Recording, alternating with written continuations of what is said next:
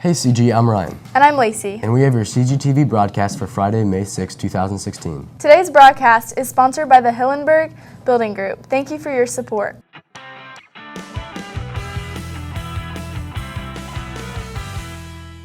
Today is our first broadcast in the month of May, which means we only have 3 more left in the school year. So to kick off our broadcast today, Smit Patel brings us a feature to inform CG on the foreign exchange program and the benefits of being a host family.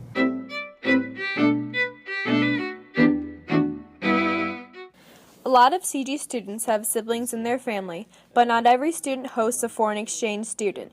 Marco Copat tells how he embraces the culture. Most I've learned from having Daniela as my foreign exchange student was probably the language. She translates some things in Portuguese, and I've picked up on a little bit of that, I think. Brazilian culture is actually really similar, but they have different foods and stuff. She brought a lot of coffee and desserts over when she came, and trying those out was pretty good. Coffee was the best. Not only do you get a new sibling, but it can be a positive change in a household. Sophia Copat briefly describes the changes in their house. So since Daniela's been living with us, I think she's definitely learned a lot about having siblings.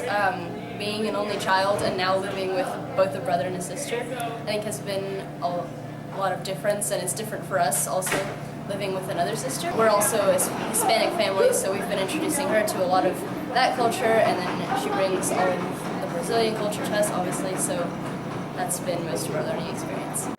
So as far as sharing basically a life with our new sister is not actually that different. We thought it would be a lot different having, her living in the guest room and, sharing all our meals, but except for having to cook a little more, we haven't actually, there hasn't been any compromise. It's just been great, adding her to everything.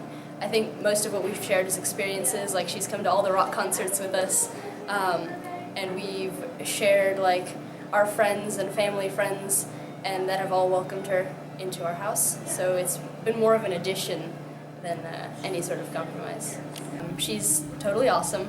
One of the most obvious things is that she's so easygoing. She's calm about everything. She doesn't really stress out. We have kind of crazy schedules, so that's made everything a lot easier for the whole family. And then also she's really funny. We have pretty much the same sense of humor, so we have a lot of sarcastic inside jokes among our family. That's been a huge part of the integration process.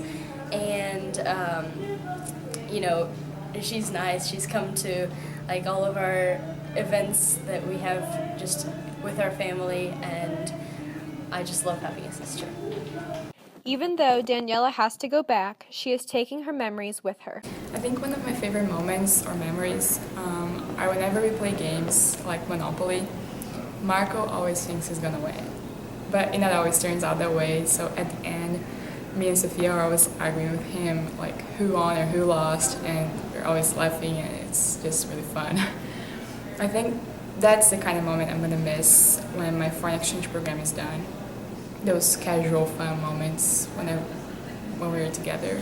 I would definitely recommend that you guys try out the foreign exchange program. I think so far it's been really cool. It's only been a couple months, but it's a lot of fun, and I think it's a great experience. Thanks, Smit. If you are curious about hosting a foreign exchange student, you can set up a time to meet with Mrs. Ferguson in the main office.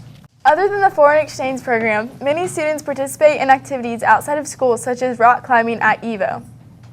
Yasmin Dohan and Harrison Sutton bring us a story on a few students at CG who rock climb.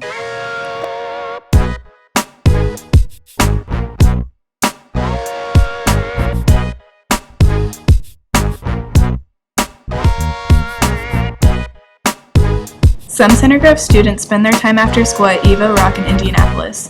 A few of them explain how they got started climbing. And we were out west, and there was a little playground that had little rock walls, and I didn't know that fake rock climbing was a thing. And I came back to Indiana, I was like, crap, I can't fake rock climb. We're in Indiana. They had a place, and they had this place, and now I climb a lot. I got started same time as Alex out west. He just forgot to include me.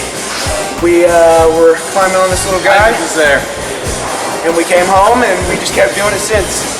I went to a birthday party here, and I was like, oh, this is rad. So, I just hopped up on the wall. I just hopped up on the wall, and I was like, oh, this is so fun. So I was like, and then I saw Alex and Isaac there.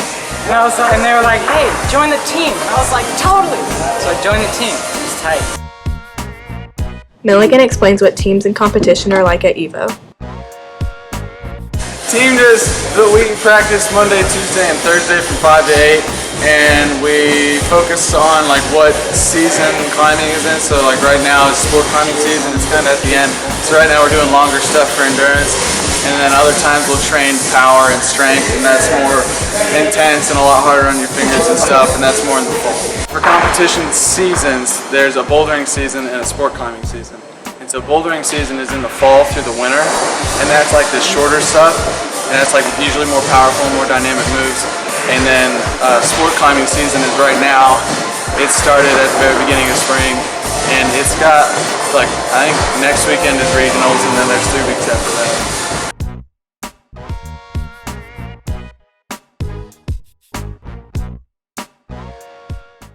Thanks, guys.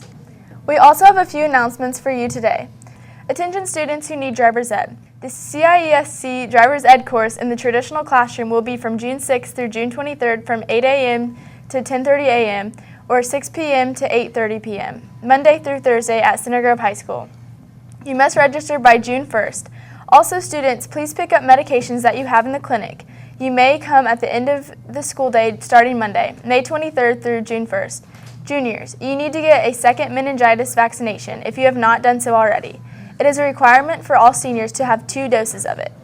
Seniors, the link to the S to the 5th are on the high school website. They are available from May 9th, 7:30 a.m. till noon on May 17th. Please make sure that you follow the links and complete the forms. After you submit the form, you will receive an email stating that the form was submitted.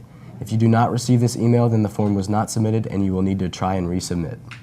If you have any problems or questions, please see Mrs. Cornett in guidance. Once the links are turned off, you will not be able to S to the 5th, no exception.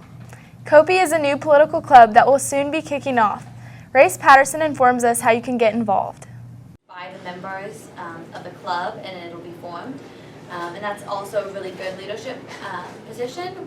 A new political club called COPE, or Keep Our Public Politically Informed, will come to CGHS next August. The club focuses on educating high schoolers on political issues and helping them make an impact in their community. Well, I'd have to say that the biggest thing was the fact that I wasn't going to get to vote in the next election. And I care a lot about politics, and I care a lot about like national affairs and international affairs, and I was really upset by the fact that I wasn't going to get to have my influence in this election. So I really wanted to somehow still be involved in the process. So I went to Sophia here, and I was like, okay, I have this idea. It's a little crazy, but I really think that it would be a good thing, and this way everybody our age, whether or not they get to vote, will get to be involved in politics. More from a club standpoint, that it's not just people running it and people showing up to meetings, and it's one of those like boring bureaucratic sort of things, because I think if you can get people to be really interested in politics and wanting to be involved and take the bureaucracy out of it and actually have them enjoy it to the point where they're not showing up to meetings because they have to, but because they want to, and you get active participation, I think that's the best way to make it more of a democratic process. COPE is open to all political views, and any information that it brings to the students will be unbiased. Making sure we look at multiple sources. I think it's really important, if it's about the, candidates, being, actually hearing them speak one-to-one, not just looking at, propaganda.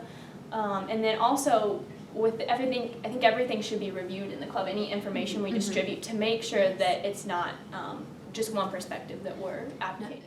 Next school year, COPE will be held in Mr. Blackburn's room. Look for it next August. Thanks, Race. And last up today, another activity that takes time and patience to critique is painting. Sarah Morrow is an aspiring artist here at CG, and Jackson Keeley enlightens us on her work. I'm Sarah Morrow. I do drawing with graphite pencils and some watercolor painting, and I work with chalk pastels a lot. I've been interested in art and actually doing art that looks good since about 7th grade. My favorite subject to draw is people, specifically faces. I do that quite a bit, even if I'm just doodling. For watercolor, I really like to do animals or landscapes, and for chalk pastels, it just kind of depends on what I feel like. I would like to be an animator if I can, but I'm leaning towards a non-art major right now. It's kind of cliche, but my favorite artist is Vincent van Gogh, and I really like I just Starry Night I like a lot, but I like all his other stuff too. It's just a really cool style. Who inspired me the most to start making art was my best friend named Peyton, because she in 7th grade she always did drawings and stuff, and I thought that was really cool, and I kind of wanted to do that too. And I'm not really like inspired by a specific artist, just every time I see a nice piece of artwork, no matter who it's from, that kind of gives me more ideas. I find inspiration a lot from natural scenes, from people. I like to look at the art in the art rooms and other people's arts up there, even though it's always better than mine. But I really like to just look at other high school students. The best advice I've been given about art has probably been from Mr. Jones, and just how he always says, like, keep practicing, work with your colors before you do the actual painting or the actual picture, because you never know what colors you'll want, even if you think you do. And I think that's really good advice. I do that a lot now with all my art. Any advice I would give another artist or wannabe artist would be, don't be afraid to do it, even if you think it looks really bad right now, and continue practicing, because I know I didn't start out great, and a lot of other people I know were terrible at first, and you just gotta keep working at it, and don't be afraid to do it. Thanks, Jackson. And that's all we have for you today, CG. Bye. Bye.